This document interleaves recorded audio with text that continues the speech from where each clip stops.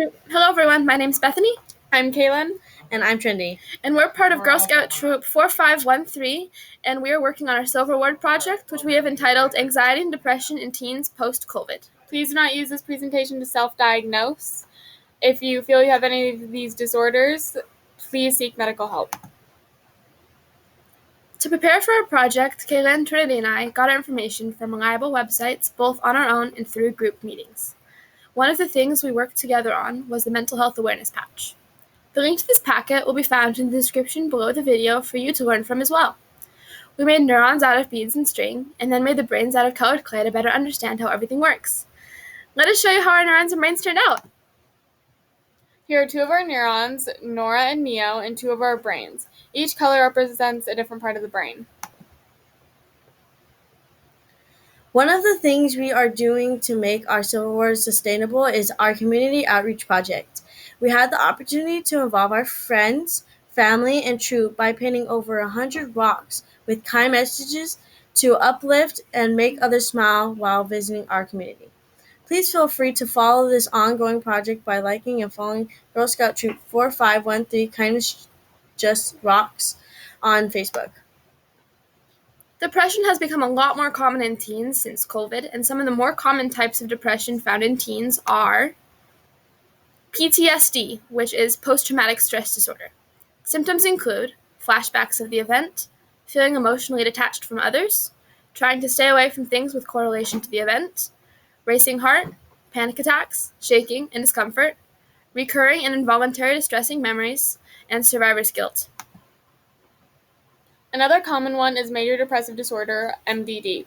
Symptoms include lasting feelings of sadness, despair, helplessness, and guilt, feelings of low self-esteem or not being good enough, wishing to be dead or to die, suicidal thoughts, loss of interest in activities that were once enjoyed, trouble with relationships as well as sleeping, changes in appetite or weight, a drop in energy, problems with decision-making or concentrating, frequent physical complaints, threats of or actually running away from home, sensitivity to failure or rejection, irritability, hostility, or aggression.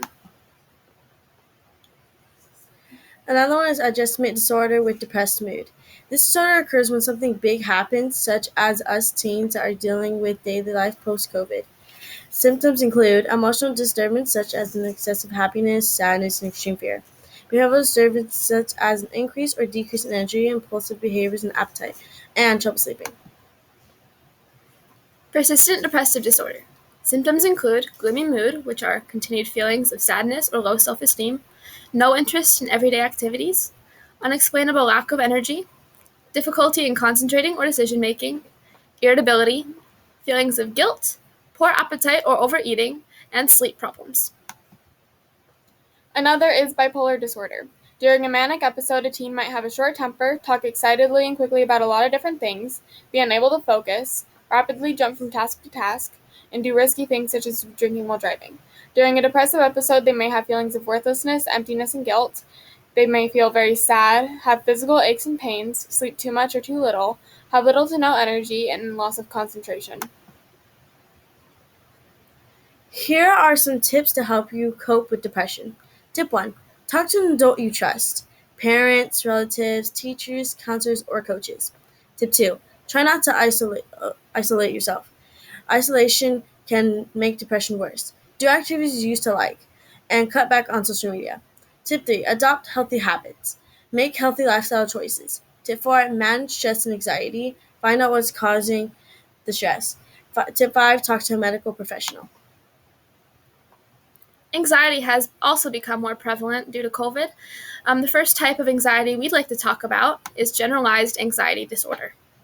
Symptoms include teens worrying about things such as things before they happen, friends, school, and activities. Constant fears about safety, whether it's themselves or others. Refusing to go to school. Physical complaints. Muscle aches. Sleep problems such as extreme tiredness. Worry about sleeping away from home. Clingy behavior with family members. That lump in throat feeling. Lack of concentration. Inability to relax and easily startled, and being grouchy. Obsessive compulsive disorder, or OCD. Things that are common in OCD include stress that worsens the symptoms, persistent, repeated, and unwanted thoughts, urges or images that are intrusive, compulsive or ritualistic behaviors to get rid of the unwanted thoughts. These behaviors can include washing your hands repeatedly, placing objects facing the same way, repeating a prayer or phrase, colors or numbers that seem bad, unlucky, or have special meaning. Another one is panic disorder. Panic disorders typically begin in the late teenage years and are being diagnosed more frequently since COVID. Symptoms include racing heart rate, chest pain, chills or hot flashes, excessive sweating, fear of dying, fear of losing control and going crazy, feeling dizzy, unsteady, lightheaded, or faint, feeling of choking, feeling of numbness or tingling sensations, nausea or abdominal pain, shortness of breath, trembling, or shaking. Agoraphobia. Agoraphobia is a fear of being trapped in public situations or places with no way to escape and no one there to help. Symptoms include feeling intense fear during or before activities such as using public transportation, being in open spaces, being in enclosed public spaces, standing in line or being in a crowd, and being home alone. Another one is social anxiety disorder, also known as SAD. Some symptoms include fear of being judged by others, saying or doing something then feeling embarrassed or humiliated later, trembling, being uncomfortable to meet new people, being on high alert in situations, palpitations, and excessive sweating. Another one is separation anxiety disorder. This can be caused by a traumatic event such as COVID in our teenage life. Symptoms include anxiety, feeling unsure, fear, crying, muscle aches, panic attacks, refusal to do things that include separation, loss of appetite, lack of energy, or overactivity. Research is finding that teens dealing with post COVID separation anxiety disorder are carrying it through to adulthood.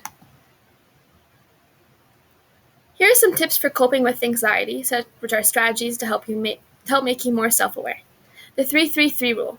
Identify 3 objects, 3 sounds, and move 3 body parts. There's also the 5-4-3-2-1 tactic. 5 things you can see, 4 things you can touch, 3 things you can hear, 2 things you can smell, and 1 thing you can taste.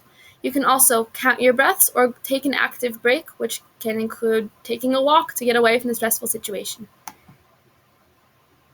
Now to our special thanks. We would like to thank Tina Peabody, our community partner, and Brittany Weaver, our project consultant, for their aid in our Silver Award project.